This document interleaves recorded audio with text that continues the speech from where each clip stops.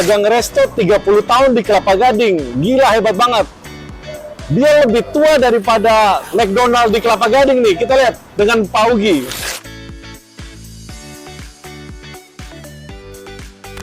Kiat suksesnya dia bisa bertahan selama 30 tahun ini apa ya? Oke. Pak Ugi, coba cerita dulu. Awal mulanya dagang resto ini nih bagaimana ceritanya?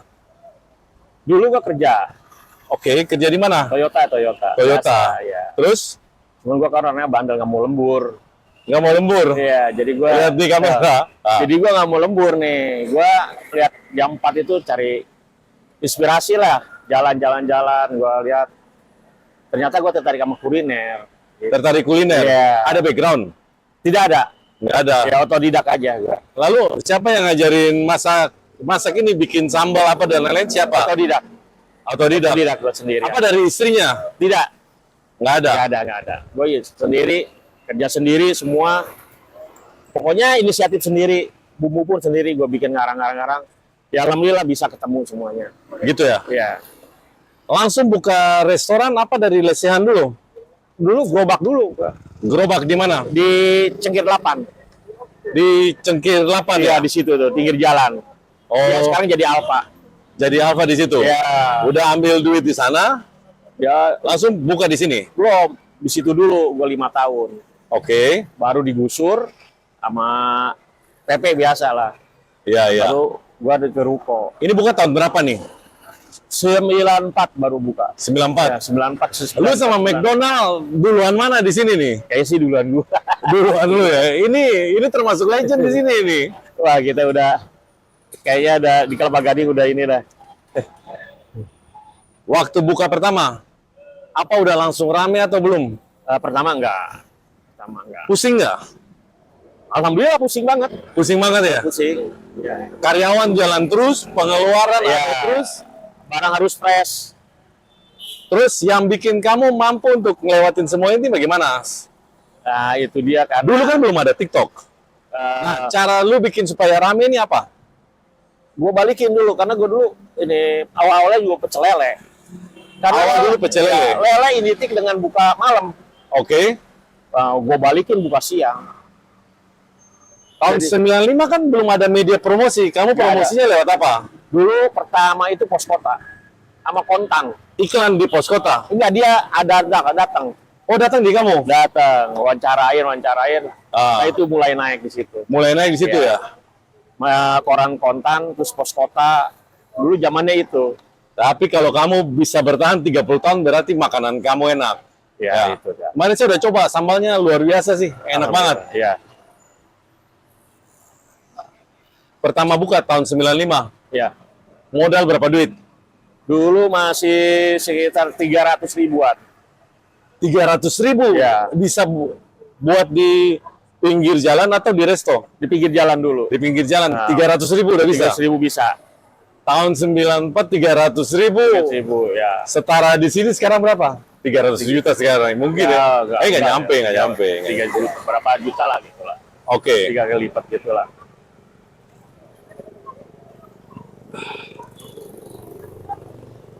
Selama 30 tahun ini, tantangan terbesarnya itu apa?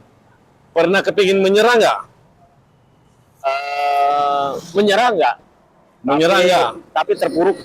Terpuruk pernah? Pernah. Tahun berapa itu terpuruk? Terpuruk ya COVID lah. Covid 19 terpuruk? ya. Itu terpuruk? Ya, paling parah itu. Gitu? Ya, sebelumnya pernah down juga karena ya urusan keluarga lah. Covid yang bikin terpuruk? Ya, COVID Tapi lebih saya parah. dengar-dengar COVID juga bikin kamu naik. Kamu punya angkringan kan ini naik Ya, pas COVID nih, luar ya, biasa. Itu cari solusi saya, cari solusi. ya, cari inisiatif baru lah. Jadi kalau ada masalah juga ada hikmahnya juga. Ya, Pada saat masalah akhirnya dia cari inspirasi ya, untuk bikin lebih maju lagi ya. ya, betul. Dan akhirnya lebih berhasil sekarang. Wah, ini lebih ini lagi. Udah buka berapa cabang sekarang? Sudah 5. 5 cabang. Ya, Luar biasa. coba. Nah, kamu makin kesini makin ramai. Rahasianya apa? tetap dengan apa produk yang sama. Produk Rasa, semuanya semua sama. Tidak ada berubah. Oh, kepikiran buka beginian? Kamu bikin beginian, inspirasinya dari mana? Karena waktu COVID, jadi saya keluar kota. Oke. Cari inspirasi ke Kalimantan, kemana-mana. Ada pulang di sana, saya nemu lalapan. Karena di sana ini pecel lele itu, ini tuh lele ayam itu lalapan. Jadi Oke. saya bawa kemari, saya bikinlah judulnya lalapan. Nggak ada embel-embel, lalapan aja. Lalapan aja ya? Oke. Tapi ternyata gol. Booming. Gol. Iya, booming. Viral banget. Itu tahun berapa? 2023. 2023. Ya, lebih itu yang booming-boomingnya. Setelah itu langsung buka sampai 5 cabang. Ya, sudah itu satu. Yang diharapkannya lebih ramai lagi karena buka siang. Kalian lihat, ini konsistensi selama 30 tahun. Di tahun ke-27, 28 itu baru Iya. dia boom lagi ya. Iya, Jadi 5 cabang. Luar biasa banget nih. Kalau menurut Paugi sekarang, untuk promosi sekarang yang paling ampuh ini apa? ya ini dia. Ini, Ya, TikTok, media sosial ya? Iya. dari mulut ke mulut masih powerful juga nggak? Banyak juga.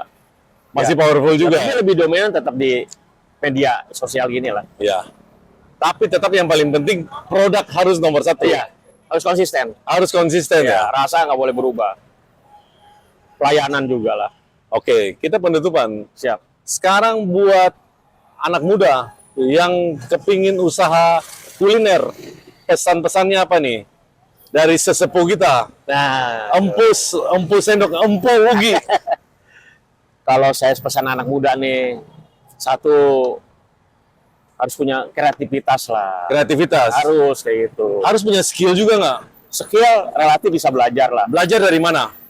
Ya dari pengalaman. Sekarang ini YouTube udah banyak ya, resep Ya. udah banyak di YouTube, tinggal Tinggal kita lihat aja. modifikasi. Ya betul. Tinggal lu gimana modifikasinya.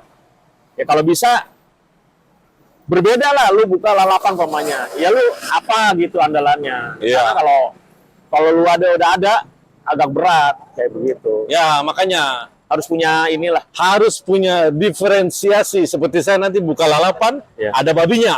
Itu, Nah, ada, itu. ada kaki babi, ada sancam, dan lain-lain di sini.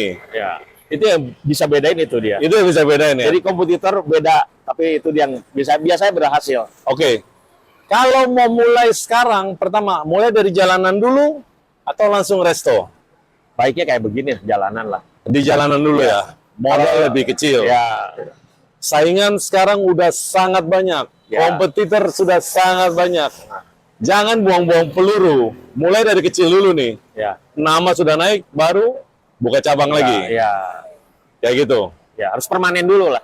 Permanen. Ya, Oke. salah satu lah. Cabangnya sekarang udah di mana aja, Pak Ugi? Gading, Harapan Indah, Priuk 2, Priuk 2. ya, Pademangan. Oke.